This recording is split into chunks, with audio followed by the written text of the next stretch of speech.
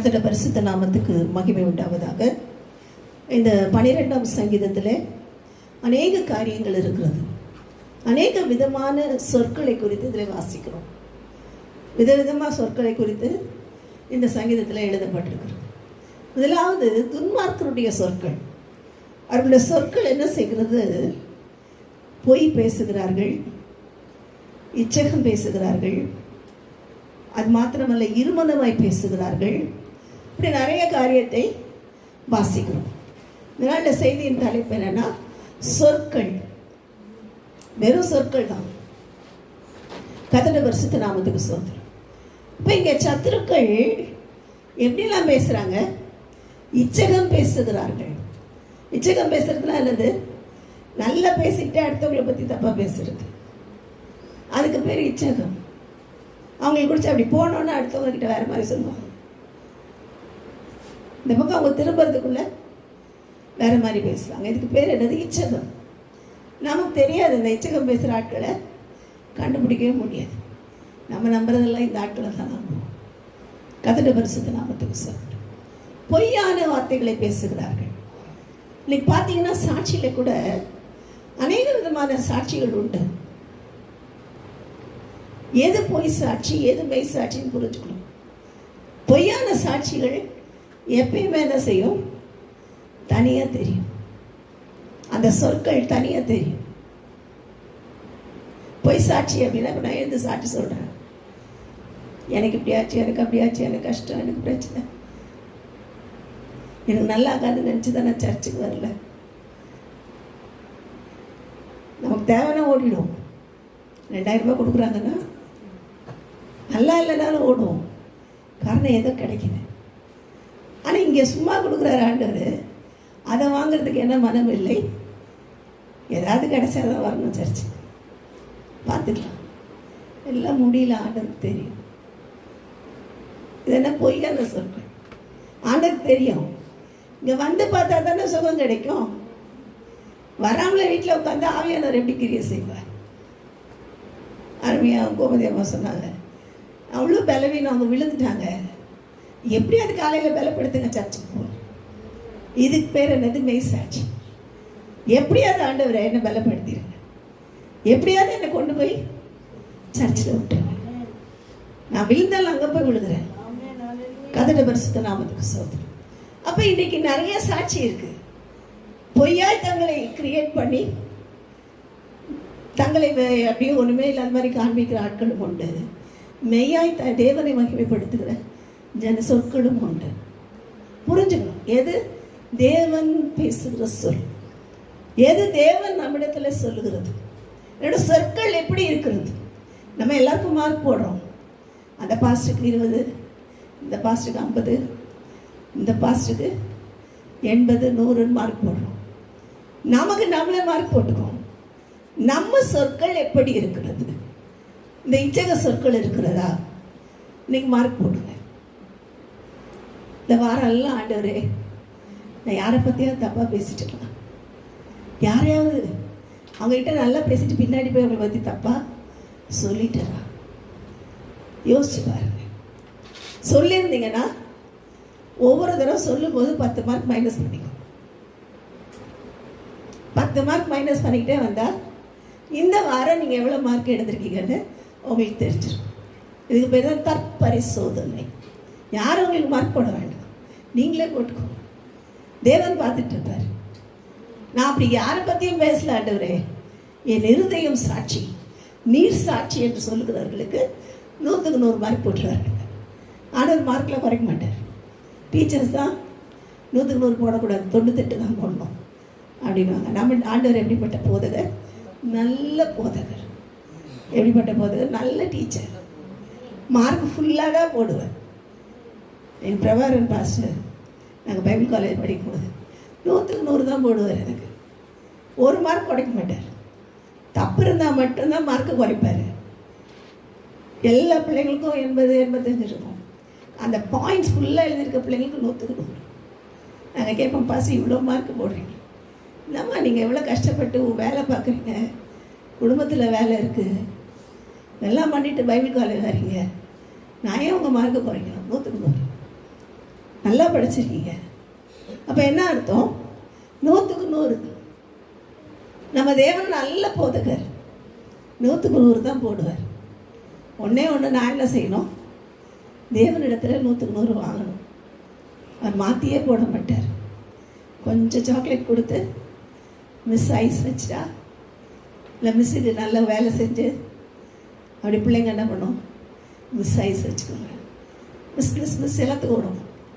Attendance book நான் போய் வாங்கிட்டு வரேன், சாக் மிஸ் நான் வாங்கிட்டு வரேன், போர்டு அழிக்க நான் அழிக்கிறேன், எல்லாம் ஓடும்.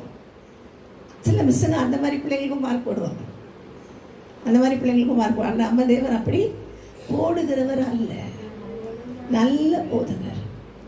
கதையில வந்த சொற்கள் நம்மிடத்தில் எப்படி இருந்தது? வஞ்சக சொற்கள் இருந்ததா? பொய் பேசியிருக்கிறோமா? பொய்யானவர்களை யோசித்திருக்கிறோமா? கதையில பரிசுத்த நாமத்துக்கு ஸ்தோத்திரம்.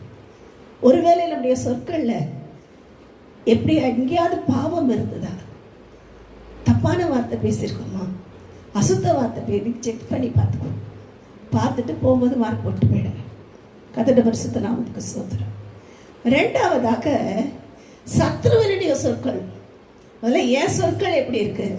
ரெண்டாவது எனக்கு விரோதமாக நிற்கிற சத்ரு. நம்ம சும்மா இருந்தோம்னா நம்ம சத்ரு சும்மா இருக்க மாட்டோம். அதான் பிரச்சனை. நிறைய இடத்துல என்னது, நம்ம சும்மா இருப்போம்.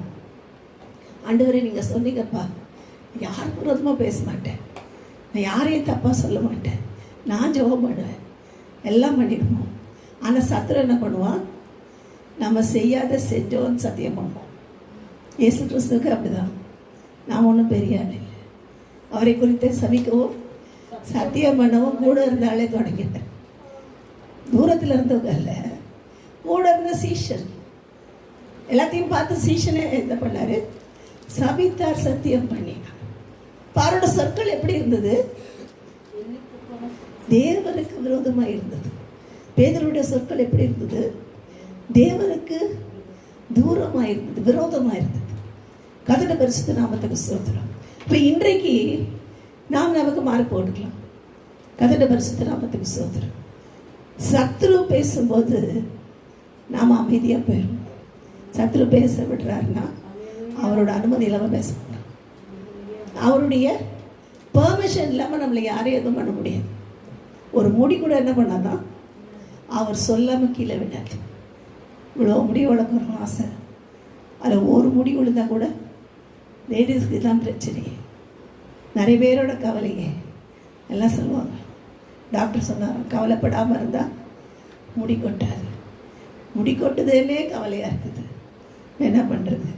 கொட்டுறதை வச்சே கவலை. கதையில பரிசுத்த நாமத்துக்கு ஒரு முடி கூட அவரோட விருப்பம் இல்லாமல் கீழே விடாது, அவரோட சித்தம் இல்லாமல் கீழே விடாது. அவ்வளவாய் நம்மை நேசிக்கிற தகப்பன், அவ்வளவாய் நம்ம அன்பு கூறுகிற தகப்பன். இந்த தகப்பனிடத்துல நாம் இருக்கிறபடினாலே நாம் என்ன செய்ய வேண்டும்? ஜாக்கிரதையாக. அது எதிரிகளோட சத்தத்தை பார்த்து பயப்படாதீங்க. அவன் என்னதான் குக்கரித்தாலும், அவன் என்னதான் கேலி பண்ணாலும், அவன் என்னதான் பயங்கரமாக சவால் விட்டாலும் நம்மளை ஒன்றும் பண்ணாது. அவன் ஒன்றும் பண்ண முடியாது. அவர்கள் என்ன செய்வார்கள்? இந்த சங்கீதத்தில் வாசி பார்த்தீங்கன்னா தெரியும். அவங்க எல்லாம் வெட்டி நாடி கெட்டு போவார்கள். எப்படியாவது நீதிமானை நான் என்ன செய்வேன்?